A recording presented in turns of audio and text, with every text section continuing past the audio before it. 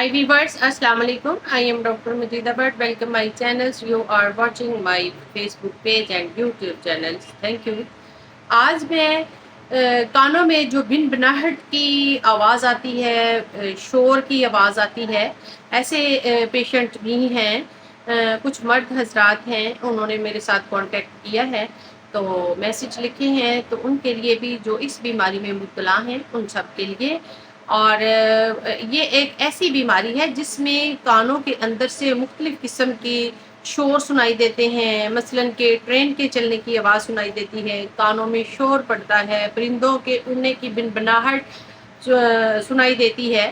تو اس کی مختلف قسم کی ریزنز ہوتی ہیں، اور کچھ ریزنز جو ہوتی ہیں وہ آپ خود ہی کریٹ کر لیتے ہیں، جس کی وجہ سے پیشنٹ کو یہ سب کچھ برداشت کرنا پڑتا ہے.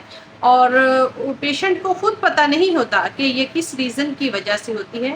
اس میں کچھ تو ریزنز جو ہیں وہ کانوں کی بیماریاں ہیں، وہ بھی میں آپ کو بتا دوں گی، اور کچھ جو ہوتی ہیں وہ خود ساختہ آپ پیدا کر لیتے ہو بلا وجہ کان دلا دلا کے.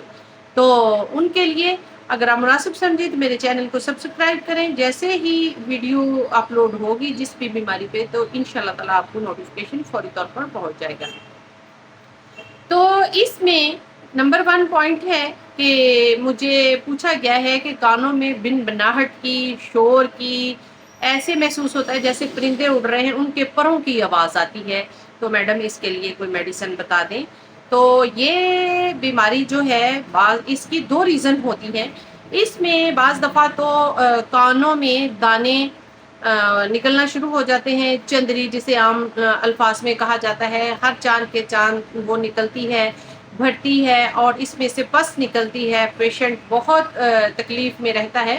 اور اس میں جو چندری ہے یا دانہ ہے، یہ ایک مرتبہ نہیں، یہ بار بار ریپیٹ ہوتی ہے. جیسے پہلا جو زخم ہے وہ ابھی اچھے طریقے سے ختم نہیں ہوتا، تو دوبارہ اس میں وہ دانہ بن جاتا ہے. چھوٹے سے دانہ خراش ہوتی ہے، اور اس کے بعد جو دانہ بن جاتا ہے بڑا ہوتے ہوتے پس بھر جاتی ہے، جس میں سے پیپ اور بلیکش مادہ نکلتا ہے، اور بہت تکلیف ہوتی ہے. اور یہ 7 8 10 مرتبہ بھی ہو سکتا ہے پیشنٹ کو، جس کی وجہ سے جو کان گل گل کے ایسی نوعیت آ جاتی ہے کہ وہ اندر سے حساس ہو جاتا ہے.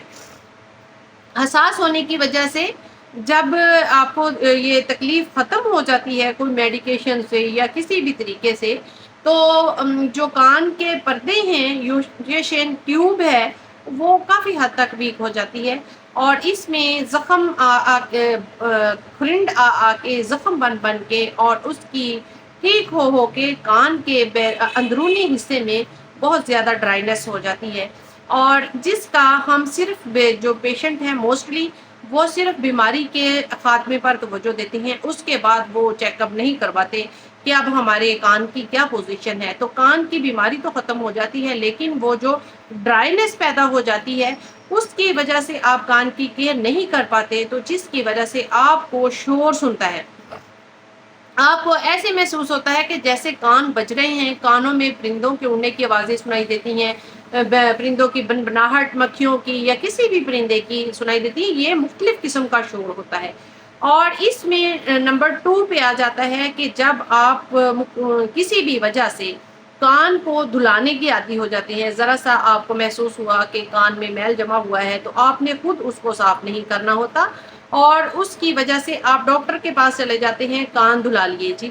بار بار کان دھلانے سے بھی آپ کے یوسٹیشن ٹیوب جو ہے وہ ویک ہو جاتی ہے، اور جس کی وجہ سے آپ کو ڈرائنس تو ہو یا نہ ہو، لیکن اس کے ساتھ آپ کے کان میں میوزک، کبھی ریل گاڑی، کبھی کسی یعنی کہ آوازیں آنا شروع ہو جاتی ہیں، جس کی وجہ سے مریض ہر ٹائم ڈسٹرب رہتا ہے.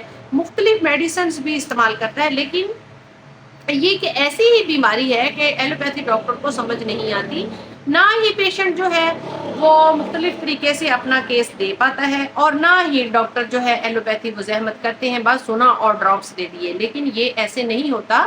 اس کی بیک گراؤنڈ پہ مکمل کیس ہسٹری ہوتی ہے کہ کان کے بجنے کی یا شور آنے کی ریزنز کیا ہیں.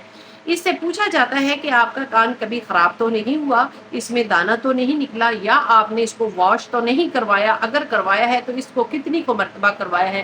جب آپ ٹھیک طریقے سے کیس لے لیتے ہو تو آپ کا 95% جو ہے آپ کو سمجھ آ جاتی ہے کہ اس پیشنٹ کو اس جو سین کریٹ ہوا ہے اس کے پیچھے کیا ریزنس ہے۔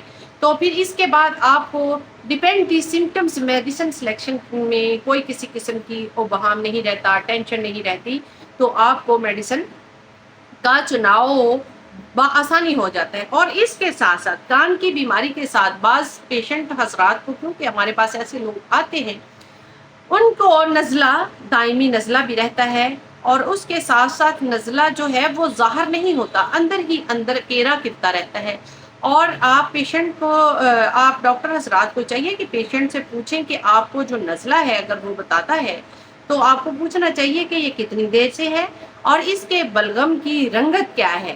اور اگر آپ اس میں ایسی میڈیسن چوز کرتے ہیں جس میں آپ کا نزلہ جو ہے پیشنٹ کو وہ بھی، اور جو بھی باڈی میں تکلیف ہے یا جوڑوں کا درد ہے، جوڑ سوجے ہوئے ہیں، ساتھ میں کان خراب ہے، آدھے سر کا درد ہے، پورے کا سر کا درد ہے، لیفٹ کا ہے، رائٹ کا ہے، اگر آپ کیس ہسٹری لے لیتے ہیں تو بہترین میڈیسن آپ کی ایک ہی سلیکٹ ہوگی، زبردست میڈیسن سلیکٹ ہوگی، اور اس کے ساتھ ہی آپ کی باڈی کی تمام تکالیف جو ہے وہ ختم ہو جائے گی، ساتھ میں کان کا شور شرابہ وہ بھی ختم ہو جائے گا۔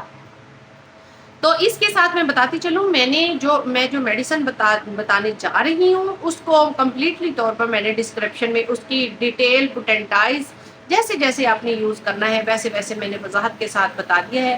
اور آپ پھر میڈیسن آپ کمنٹس میں لکھتے ہیں، آپ چینلز میں میرے پہ لکھتے ہیں کہ آپ میڈیسن نہیں بتاتے، تو میڈیسن ڈسکرپشن میں لکھی ہوتی ہے، اگر ویڈیو پوری واچ کریں تو آپ کو سمجھ آئے، ویڈیو واچ کیا کیجئے، اسکپ نہیں کیا کیجئے، ڈسکرپشن میں آپ کو میں نے میڈیسن لکھ دی ہے۔ آپ کالی میور 30 لے لیں اور اس کے 10 ڈراپ دن میں 3 مرتبہ آپ اورل یوز کرنا شروع کر دیں، کان میں نہیں ڈالنے۔